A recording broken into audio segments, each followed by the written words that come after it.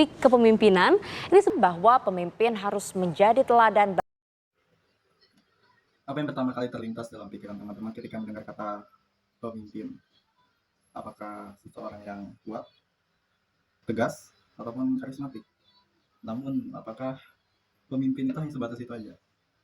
Tapi sebelum lebih jauh lagi, mungkin kita akan membahas tentang apa itu pemimpin, apa itu kepemimpinan, dan perbedaan dari antara pemimpin dan juga bos.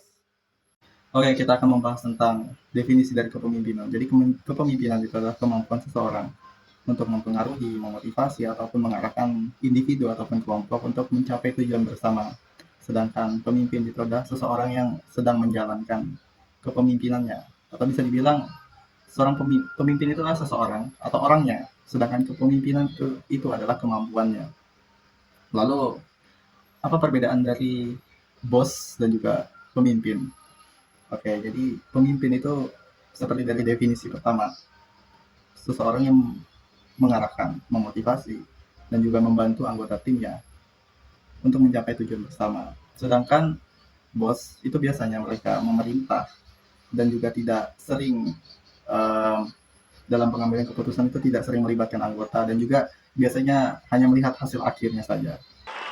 Kita harus selalu ingat, setiap pemimpin dalam setiap tingkatan harus selalu ingat, pekerjaan kita harus untuk rakyat. Oke, lanjut. Setelah kita membahas tentang definisi dari kepemimpinan, pemimpin, dan juga perbedaan antara pemimpin dan bos, lanjut kita akan membahas tentang karakteristik dari seorang pemimpin. Yang pertama itu adalah kemampuan komunikasi. Udah jelas lah kenapa seorang pemimpin itu harus mempunyai kemampuan komunikasi. Ketika seorang pemimpin ingin menyampaikan pesan ataupun visinya kepada anggota timnya, itu anggota timnya dapat mudah memahami apa yang disampaikan oleh seorang pemimpinnya. Ketika seorang pemimpin tidak mempunyai kemampuan komunikasi, maka akan sering terjadinya miskom ataupun seorang anggota tim tidak dapat memahami apa yang disampaikan dari seorang pemimpin. Maka seorang pemimpin itu harus mempunyai kemampuan komunikasi yang bagus. Lanjut, yang kedua itu adalah seorang pemimpin itu mempunyai integritas, yang dimana antara percakapan dan juga perbuatannya itu selaras.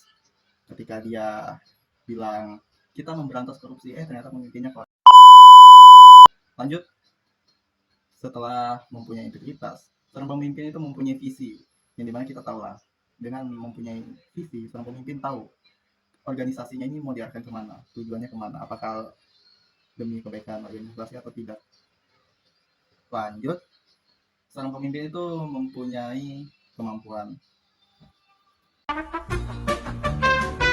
Lanjut, seorang pemimpin itu harus mempunyai rasa empati, yang dimana dia memahami apa sih yang dibutuhkan dari bawahannya.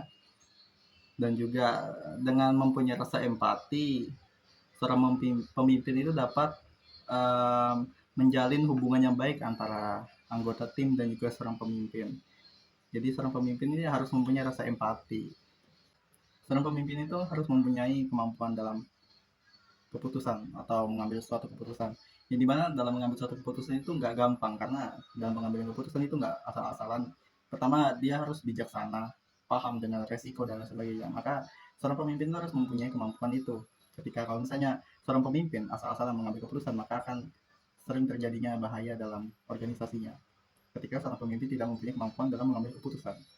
Oke, setelah kita mengetahui tentang karakteristik dari seorang pemimpin, lanjut kita akan membahas tentang gaya kepemimpinan. Oke, teman-teman pasti sudah tahu lah, gaya kepemimpinan itu apa aja. Ya, kayak demokrasi, otoriter, terus delegatif, atau bahasa Inggrisnya itu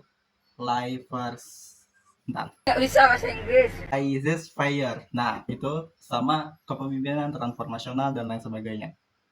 Oke. Oke, yang pertama itu adalah gaya kepemimpinan demokrasi. Yang dimana teman-teman sudah tahu lah gaya kepemimpinan demokrasi itu seperti apa. Yang dimana seorang pemimpin itu melibatkan seluruh anggota timnya dalam pengambilan keputusan ataupun suatu diskusi, yang dimana sebelum mengambil keputusan, seorang pemimpin itu mengandalkan anggota timnya untuk diskusi, ini bagusnya seperti apa dan lain sebagainya. Kurang lebih seperti itu gaya kepemimpinan demokrasi. Otoriter, gaya kepemimpinan otoriter yang dimana berbeda dengan gaya kepemimpinan demokrasi. Gaya otoriter ini biasanya dia itu tidak melibatkan tim dalam pengambilan keputusan, atau biasanya pemimpin ini ya pure dari dirinya dalam mengambil keputusan. Laissez-faire, yang dimana pemimpin itu membebaskan anggota timnya mau bekerja yang seperti apa atau sekreatif mungkin lah bahasanya.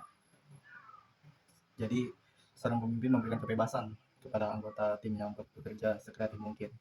Biasanya untuk yang pemimpin kayak gini, dia itu melihat kondisi dulu, apakah anggota timnya ini sudah benar-benar ahli dalam bidangnya atau kreatif atau paham lah pekerjaannya. Jadi kalau misalnya pemimpin sudah paham tentang bawahannya itu, maka ya boleh-boleh saja dia menggunakan kepemimpinan lais.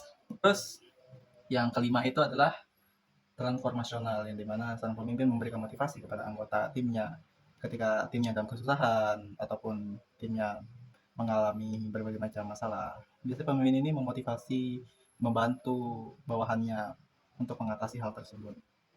Jadi pada akhirnya kepemimpinan itu bukan hanya tentang posisi atau kekuasaan, tapi bagaimana kita mampu menginspirasi, mempengaruhi, dan juga membawa perubahan positif dalam organisasi tersebut. Oke, sekian dari saya.